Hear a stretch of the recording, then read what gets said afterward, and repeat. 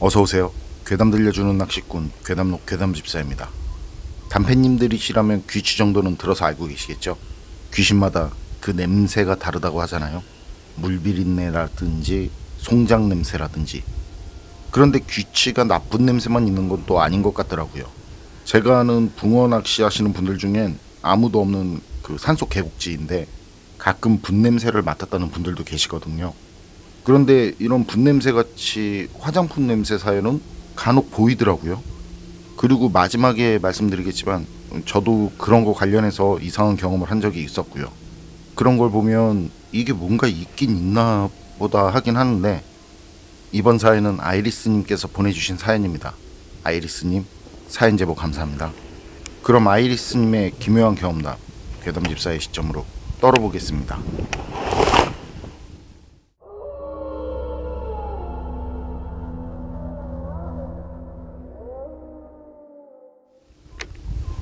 제가 소름 돋는 오싹한 이야기 하나 해드릴게요.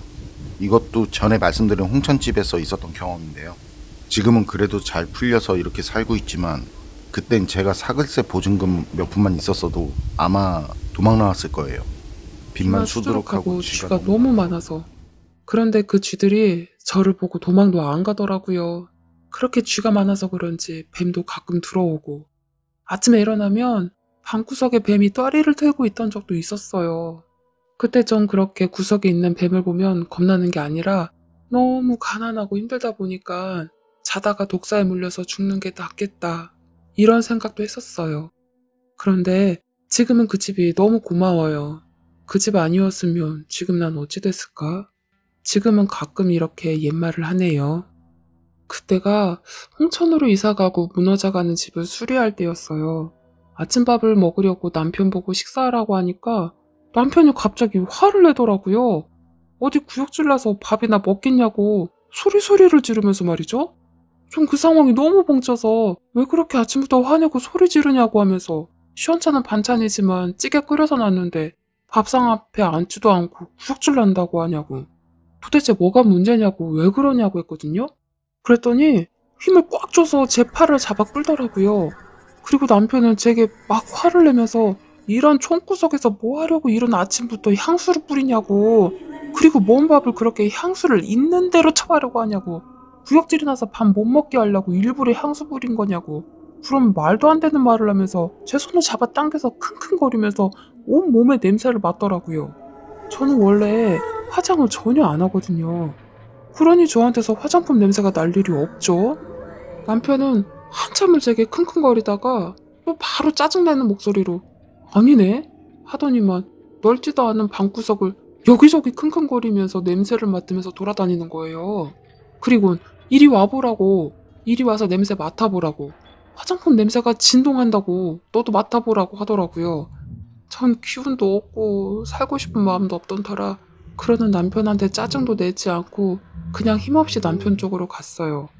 거기 근처에 가니까 진짜로 화장품 냄새가 말이죠, 아주 진한 화장품 냄새가 역겨워서 밥을 못 먹을 정도로 나더라고요. 저도 이상해서 여기저기 냄새를 맡아봤는데 유난히 거기 한쪽에서만 나는 거 있죠. 남편도 옆에서 이상하지? 그치? 그러고 있고. 그런 뒤부터 냄새나는 그쪽을 볼 수가 없겠더라고요. 너무 무섭고 소름이 돋았어요. 그쪽 방향으로는 똑바로 쳐다보지도 못하겠더라고요. 그리고 남편은 바로 창고에 가서 도끼를 가지고 와서는 냄새가 나는 그쪽 기둥을 도끼로 찍는 거예요. 그리고 그렇게 찍힌 상태로 며칠 동안 내버려 뒀는데 신기하게 그 뒤엔 거기서 향수 냄새가 나지 않더라고요. 그런데 그러고 난 뒤부터는 남편은 하루 종일 고단한 노동일을 하는데요. 눈이 시뻘겋게 될 정도로 피곤해하면서도 잠을 못 자는 거예요. 잠이 안 온다면서요. 잠을 잘 수 없다면서 굉장히 힘들어하더라고요. 그렇게 계속 잠을 못 자니까 얼굴이 장난 아니게 살이 빠졌어요. 눈은 퀭하고. 원래 남편이 광대뼈가 전혀 없거든요. 그런데도 광대뼈가 다 나올 정도로 말라서는 그 모습은 남편 같지가 않고 마치 제 눈에 보이는 귀신들, 그 귀신들 같았어요. 사람 닮은 귀신들이요. 어쨌든 그런 일이 있고 향수 냄새도 사라지고 며칠 지났을 때 일인데요. 그날이 일요일이었던 것까지 기억하고 있어요. 그때 큰딸은 국민학생이고 아들은 깐난쟁이였어요. 다 제 옆에서 휴일이라 늦잠을 자다가 깐난쟁이 아들한테 젖을 먹이려고 눈을 떴는데요. 아니, 내 새끼는 둘인데 근데 제 옆에는 애가 3명이 나란히 누워 자는 게 아니겠어요? 그래서 너 누구니? 하고 물어보니까 눈을 희번떡 뜨고는 누운 채로 저를 똑바로 쳐다보더라고요. 그리고 그 아이의 손이나 얼굴이 너무 더러웠어요. 마치 몇 년을 씻지 않은 듯 말이죠. 머리도 얼마나 안 감았는지 떡이 져서 플라스틱 같았어요. 전 처음엔 어디 다른 집애가 들어왔나 했었거든요. 그때 저희 집이 워낙 못 살고 대문도 방문도 그 정도로 허술해서 그래서 어디서 놀다가 애들이니까 어디서 놀다가 그냥 들어왔나 했었는데 그게 이상한 게 사람한테서는 더군다나 아이한테서는 날 수 없는 이상 야릇하고 불쾌한 냄새가 그 아이에게서 나더라고요. 전 그제서야 아 이게 사람이 아니구나 하고는 제 옆에서 누워 자는 제 아이들을 끌어안은 뒤 그 더러운 아이에게 어여썩 다른 곳으로 가지 못해? 그렇게 소리를 질렀거든요. 그런데 그 순간 그 아이는 엄청 더러운 그 손으로 제 손을 잡더라고요. 그러니까 제 손이 제 마음대로 움직이지 않았고요. 그 아이는 제 손을 마치 자기 손인 것처럼 움직였는데 그런 상태로 제 입을 때리기 시작했고요. 그때 전 제 손에 제가 맞는 그런 말도 안 되는 웃지 못할 형태가 됐는데 입에서는 피가 철철 흐르고 제가 그렇게 맞으면서 소리 지르니까 그때 제 옆에서 자던 딸이 제 손을 잡고 매달리는 바람에 멈췄고요. 얼마나 맞았는지 그때 맞은 상처가 커서 말이죠. 지금도 아랫입술에 볼록하게 튀어나온 상처가 있어요. 그래서 가끔 사람들이 입이 왜 그러냐고 물어볼 때가 있는데 그럴 때마다 제가 귀신한테 맞아서 그렇다고 하면 이상한 눈으로 멍하게 쳐다보고요. 저도 말을 할 때 그 사람들이 제 말을 믿어줄 거라 생각하진 않아서 그다지 기분 나쁠 것도 없는데 그건 정말 당해보지 않은 사람은 절대 그 기분 모를 거예요. 맞아서 아프다기보다는 그거랑은 다른 엄청 나쁜 기분이에요.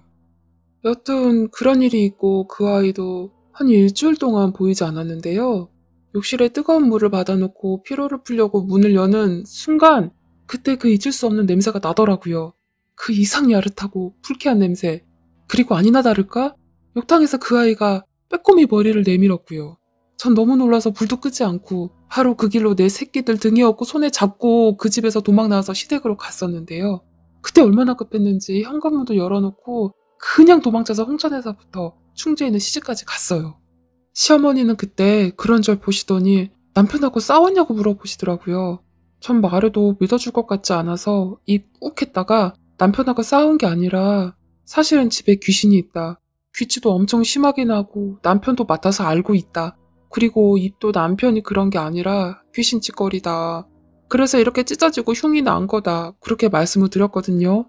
사실 시어머니도 남편도 어떤 일을 경험한 적이 있었는데 그 일 뒤에 그런 존재들을 부정하지 않거든요. 그래서 제가 그때 그렇게 얘기를 하니까 시어머니도 믿어주시더라고요. 그리고 그때까지 제가 시집에 가면 이틀을 넘겨서 자본 적이 없었거든요. 그때 제가 결혼하고 제일 오래 시집에서 머물렀었어요. 며칠 뒤에 남편이 괜찮아졌다고 해서 집에 갔는데 그런데 제 눈엔 보이더라고요. 조용히 구석진 곳에 웅크리고 앉아있는 모습이 말이죠. 그리고 무슨 이유에서인지 그 뒤로는 사람을 놀래킨다거나 우리 가족들에게 해로운 짓을 하지는 않더라고요. 그러고 나서 세월이 흘러서 전에 말씀드린 것처럼 집 사정이 풀리기 시작하고 돈을 벌어서 우린 다른 집으로 이사를 갔고요. 처음 살던 그 집은 따로 별장처럼 쓰는데 남편은 지금도 그 집에 가면 그쪽에선 잠을 못 잔다면서 아예 가지도 않는답니다. 향수 냄새가 사라지더니 더 독한 이상한 냄새가 난다면서 말이죠. 그리고 그때 봤던 그 아이는 지금까지도 그 집, 그 자리에서 살고 있어요. 그때 젖먹이었던 아들은 지금은 성인이 됐습니다. 그 아이는 그때 그 모습 그대로인데 말이죠. 아이리스님 사연은 여기까지인데요. 정말 기묘하죠?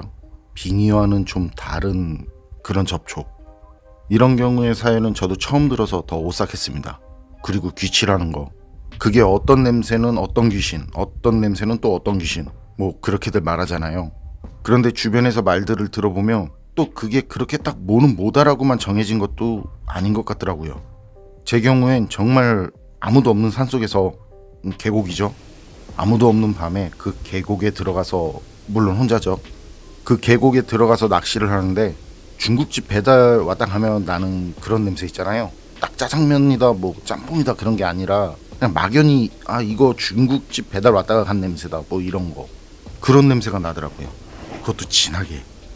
물속에 들어와서 주변은 온통 물뿐인데 누가 있다고 해도 거기가 배달해 줄 그런 곳이 아닌데, 혹시 그때 제가 맡은 그 중국집 음식 냄새, 그 냄새도 귀치 중 하나였을까요? 그럼 저도 귀치 경험자? 여러분 생각은 어떠세요? 판단은 여러분께 맡기겠습니다.